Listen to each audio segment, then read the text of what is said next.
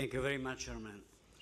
Dear colleagues, dear friends, I am truly delighted to be here in Dubrovnik and to celebrate with you the historic conclusion of the EU accession talks with Croatia. The topic of the panel is economy, but the time is very historical and for me also emotional. So allow me to make a few political and more general remarks. Looking to the future, to go a little bit to the past. 6 years ago, it was not easy to convince some colleagues to start negotiations with Croatia. Drafted conclusions of the October 2005 European Council included invitation only for one country, but it was Turkey, not Croatia.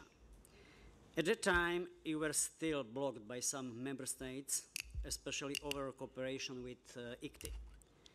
Together with Wolfgang Schissel, we were intensively lobbying among the EU leaders that Croatia deserves the invitation as well.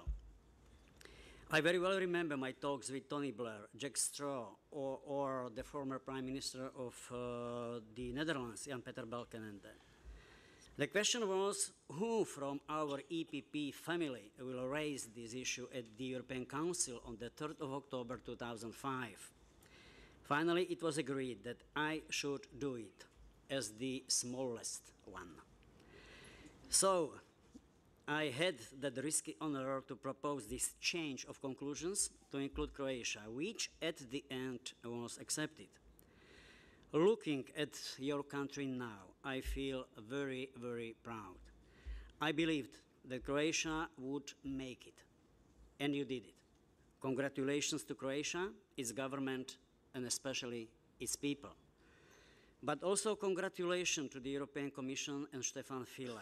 One would say mission accomplished, job well done. Croatia is now one of the biggest success stories of Southeastern Europe, and we need you to keep it that way.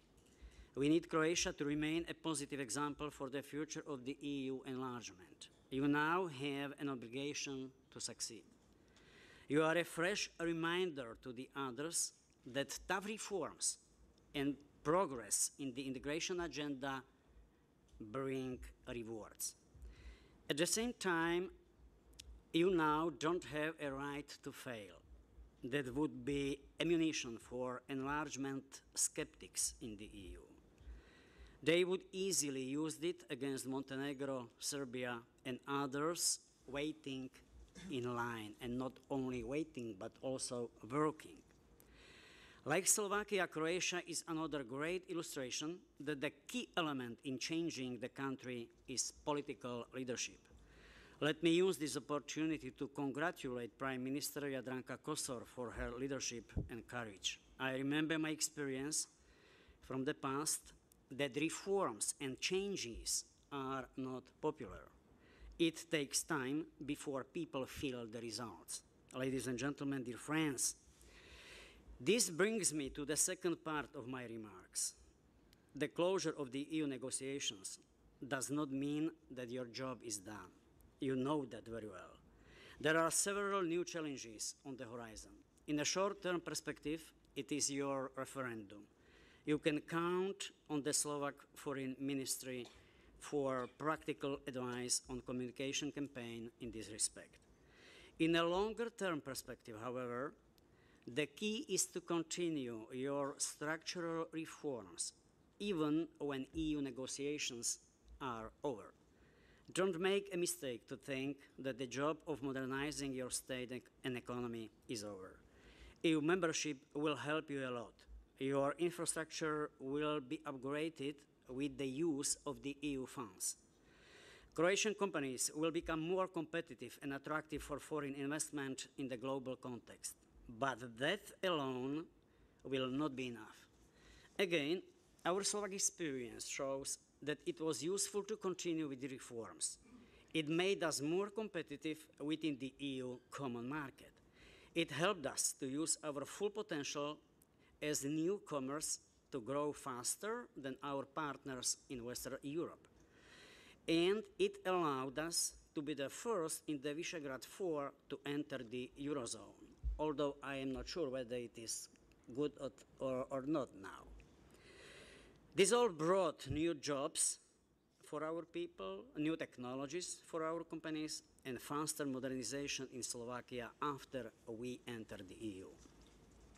Look at where we stand now. As the regional correspondent of The Economist recently put it, it is the so-called Easterners who now look successful in the EU. To quote him, the Eurozone may be in a mess, but the Slovaks, Slovenians, and Estonians are among its most solid members. Look at our growth rates. Slovakia is expected to grow 3.6% for this year and 4.5% next year. It is largely export-driven and substantially helped by strong performance of the German economy, but domestic consumption also jumps up as companies add jobs and people start to spend more. Our young people are optimistic, which is not a small thing in our aging or old Europe.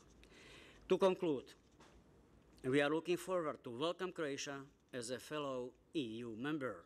We hope that once you are in, you will see yourselves not only as a Western Balkan country, but also as a part of Central Europe. This is where you can look for friends, but also for allies, I believe also for an inspiration. Thank you very much for invitation and for your attention. Thank you.